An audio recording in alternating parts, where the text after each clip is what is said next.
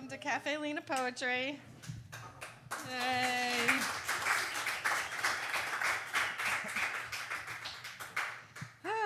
Is anyone? Okay, we're not going to talk about how we're tired and we're hot, right?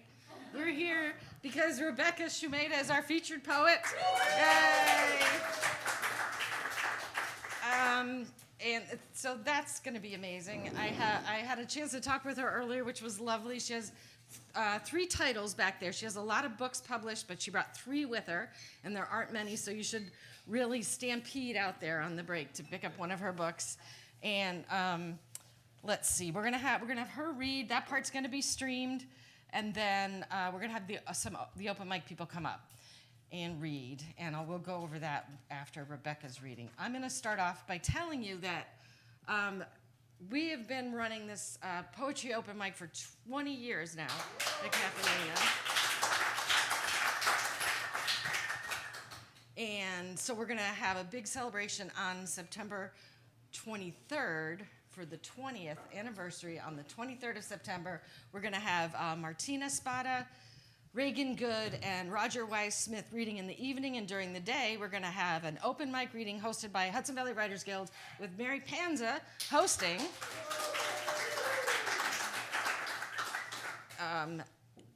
And that's gonna be exciting. What I'm gonna do all night, I'm trying to get other people to introduce the features for the evening. I'm just gonna sit, have a bottle of wine maybe, and just like, this is gonna be my day, just like put my feet up. This is a time of rest, my 20th anniversary. So I'm gonna start off with a poem by Martina Spada called The Republic of Poetry for Chile.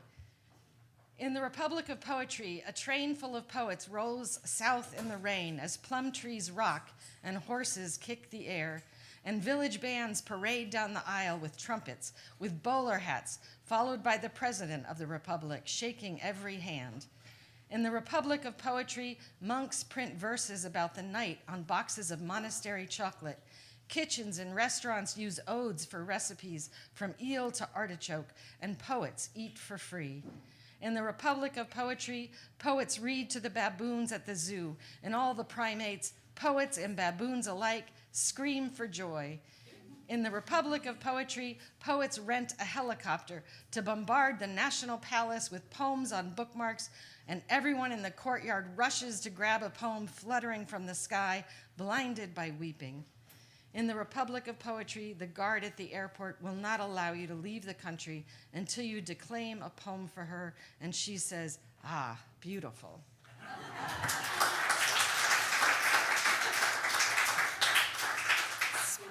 And for the month of September, I asked Joe Bruchak, the Saratoga Springs Poet Laureate, to collect poems, so we'd have one for each table. So some of you have poems on your table, and the reason only some of you do is because people took the poems over the weekend when it was busy. So that's a win, right? Maybe let's not think about some of them maybe got food spilled and were thrown out. Let's just say someone loved them and took them home. Okay, so let's have our feature come up. Rebecca is the author she has got many full-length collections. Her most recent one is Sentenced by NYQ Books. She also has Cadillac Men and Our One-Way Street. Those are the books that are in the back there. She has a new poetry and photography collection with Jason Baldinger, which is forthcoming from Kung Fu Treachery Press. She's a co-editor of Trailer Park Quarterly, which is a lovely online magazine, which I've been very happy to get work into occasionally. She's educated herself as a poet, and look at her, she's really being a poet. Rebecca Schumejda.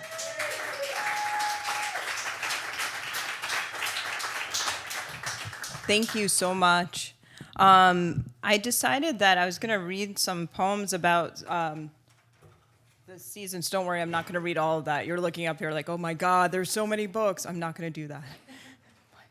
But I decided that I was going to read about some seasons. I know that it's kind of almost fall, but it feels like summer, and we won't talk about that. But I figured I'd start with that, and the idea of just kind of like how not only do the seasons change, but our lives change, obviously, and we kind of go through these amazing times where you're kind of like, wow, this is such a difficult time, and then you're at this beautiful place. So I was kind of just thinking about that when I chose these poems tonight. So I'm going to start with some really older poems from a little book that I published called From Seed to Sin. And this one's called After Harvest. After harvest, I let the garden go, like some women let their bodies go after giving birth. Not me, I think, even though I see the flabby facts in front of me. The carnival mirror of despair. I am not one of those women. The sunflower stalks still standing despite an ice storm are mothers who put their children first. Keep them around as long as you can to remind you of your martyrdom. Their humpbacks, like stretch marks, are a stigmata. So this morning, while my husband rewashes the dishes I washed last night, I go outside to take inventory of what else I did wrong. I count vegetables I left to rot on vines, roll my fingers over them as if they're rosary beads. I know no prayer can make me a better person. So...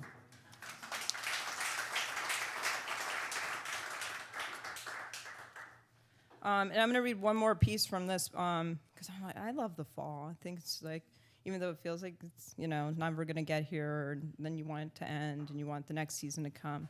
But this one, I'm envious because I had a groundhog eat all my sunflowers. And then we thought we got rid of him. And then he came back after they started to kind of regrow and ate the rest of them. So I'm reading this to the groundhog that is my nemesis. Sunflowers in winter. The first snow will snap their stalks. The sunflowers will drop to their knees like believers who throw themselves into salvation. So much of who we are breaks down slowly and is buried by time. The metal fence that rusts and bends under the weight of snow is the outline of fertility, like my hip bones. I pluck the petals from the flowers, press them between wax paper in my heaviest books. I believe in saving souls, just not my own. So...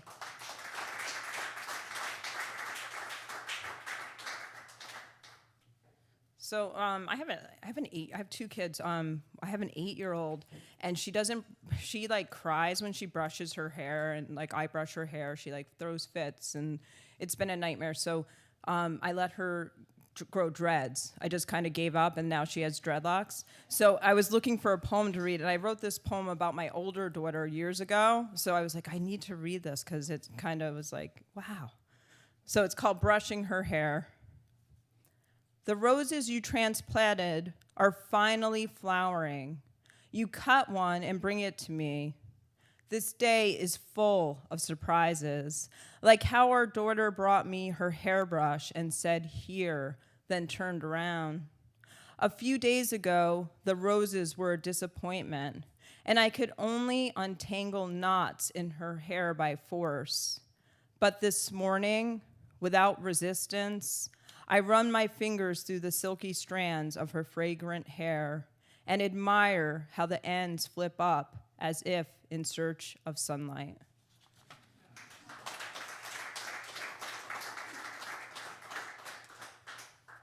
And that's not happening to my other daughter's hair at all. This one's called Runaway Women. I think our relationships. I'm thinking a lot about my relationships with my daughters and then my mom and just in general. So this kind of poem, I think, it's always yourself that you're dealing with, but you're like having relationships with other people. So I'm reading my women poems now. So here we go. Runaway Women. While you eat frozen blueberries, I read you The Runaway Bunny by Margaret Wise Brown. Not once, but 3 times, refilling your bowl to keep your attention. Someday, you will run from me, like I did from my mother, and she ran from hers. So far away, you will be fooled into thinking that these worn, ripped pages don't apply to us. So...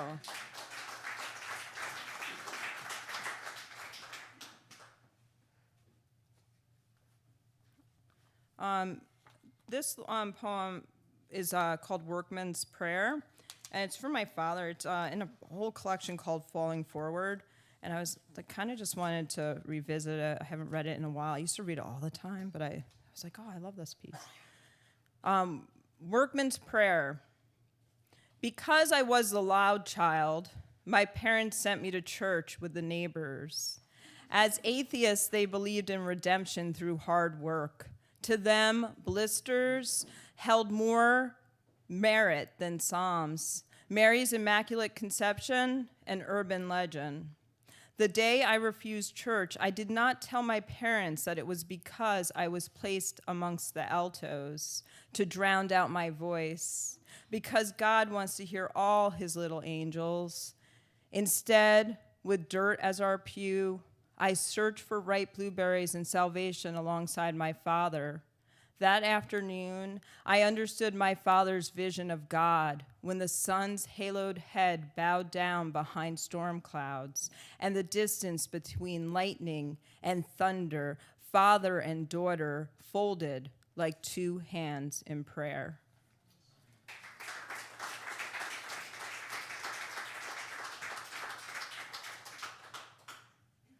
I have a new collection called Sentenced from New York Quarterly Press, and I'm going to read a few poems from that collection, and it kind of explores incarceration and what that means for families.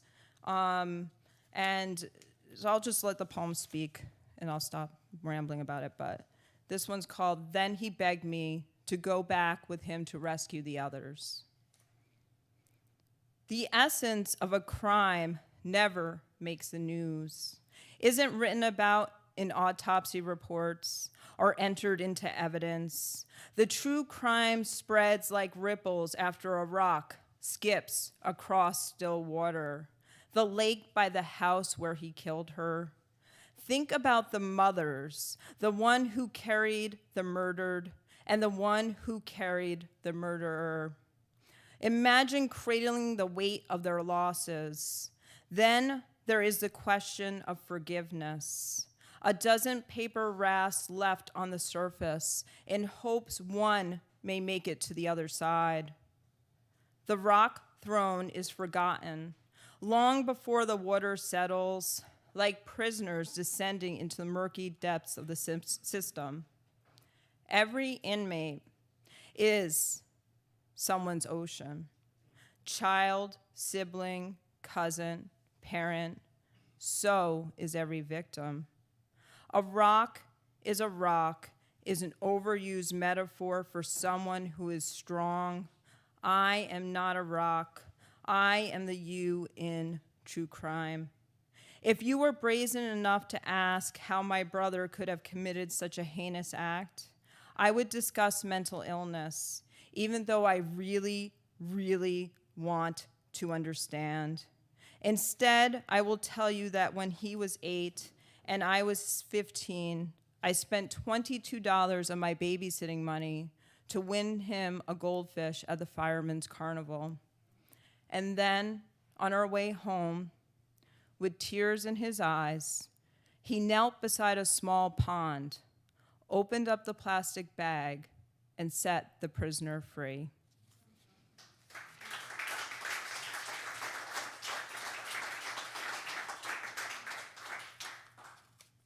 This one's called A Funeral for the Living. There are no pallbearers, no casket, no eulogy, no burial, just guards, shackles, a cell, the number that replaced his name. Every belief, like the life taken, gone, gone forever. If you know, please tell me how to mourn the living, how to make sense out of senselessness. I have been digging holes in the woods behind my house to bury my grief in. Come over, bring a shovel. My knuckles are sore. When you get there, be patient. I waver between resentment and forgiveness.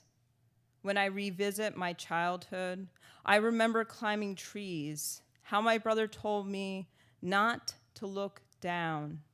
Icy, deep breaths, a torn red mitten, branches snapping beneath our boots.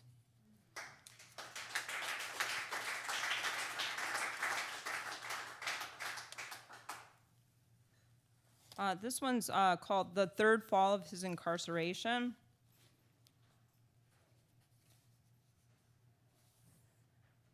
I am on my way to visit my little brother at the maximum security correctional facility that he calls home. The wind steals dying leaves from trees, brass, copper, saffron, maize, goldenrod, burgundy, the color of the sweats he wears when he sits across from me in the visiting area. It's raining. It's always raining when I go to see him, but the foliage is near peak, and sometimes when I look into his eyes, I can see the person I thought he was. When the guard tells me to open my mouth and lift my tongue, I spit out a pile of leaves. Don't jump into that, our father would yell at us, unless you're going to rake it all back up. We waited for our father to go so we could run and jump in over and over again. The rustling of leaves sound like someone trying to warn. Schizophrenia.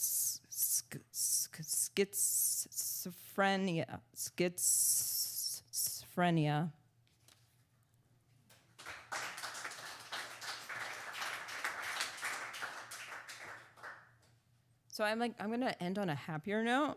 I owned a pool hall in Kingston, New York, and I wrote a book called Cadillac Men, and it was about all the men that came, and there were women players as well that came into the pool hall. And it was kind of like that. I learned so much from the men that came in and the stories that they told. Like, I felt like I was living in a completely different universe. So this is some of the stories, and none of these stories are true, wink, wink, and all the names have been changed. So if you know any of these people, they're not real. Table of Truth. Mikey Meatball's been kicked out of every pool hall he's ever set foot in. He's forged checks, harassed patrons, hustled a small fortune, lost a small fortune.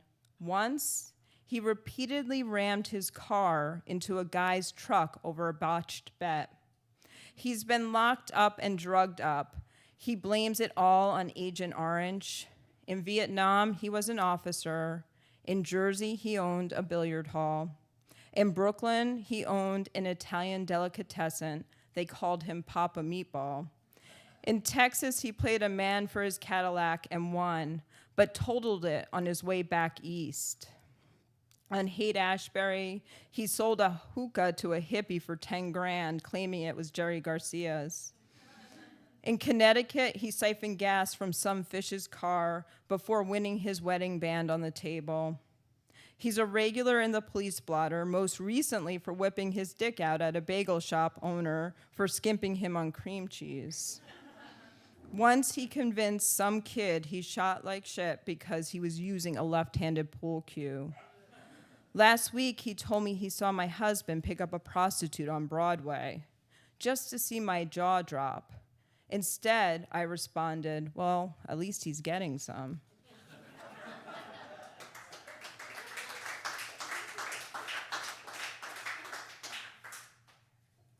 This one's called Bobby Balls in Hand. And you guys know what balls in hand is. Yeah. Okay. Okay. Yeah. No subtlety here, unfortunately. I need to learn that. By 6, Bobby Balls in Hand is down grocery money. By 7, a month without gas and cigarettes. He chalks his stick between each shot, uses a plethora of tissues to wipe sweat and chalk dust from his hands. By 10, he's down rent. By 11, he's writing an IOU. The men say he got his moniker because he can't keep waiting on the table. But during a lull between songs, he kneels in front of the ball return to pick up an abandoned nickel. As if in confession, he speaks hesitantly. Once, I was married to a beautiful woman. We had a beautiful little girl, but you know I can't resist a money game, even if I know I'll lose. When she couldn't wait up anymore, she left. No note, no forwarding address, no further contact. So that's how I really got my name. My wife left me with my fucking balls in my hand.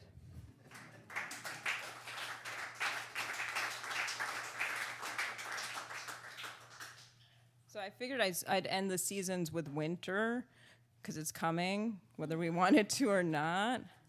And so this one's called Sober on a Snowy Day. Outside, cars tiptoe through snow. Aristotle's on table 4, and his soapbox again, talking about how he sees things. You know, he says that prison does that to a person, makes them sober on a snowy day. He stirs air thick like old coffee with a tip of his cue and launches off into a dramatic monologue about social injustices. The men playing on the next table listen with their eyes. Outside, a truck throws salt onto icy streets, and men wrapped up in financial depression walk past on their way to the closest bar. On the radio, Thelonious Monk attacks piano keys, backs off, then returns. His silences are silly little tricks that make Aristotle nervous. Even though he's on step 4, Aristotle sneaks out to his car to shotgun a beer and smoke a cigarette. Back inside, he uses the shadow of his stick to line up his shots. When he misses, he leans into the table and whispers inaudibly to a ghost opponent. Once, he likened his life to a snow globe that some stupid motherfucker keeps picking up and shaking. I like that metaphor. I really do like that metaphor. Thank you so much. Have an awesome night.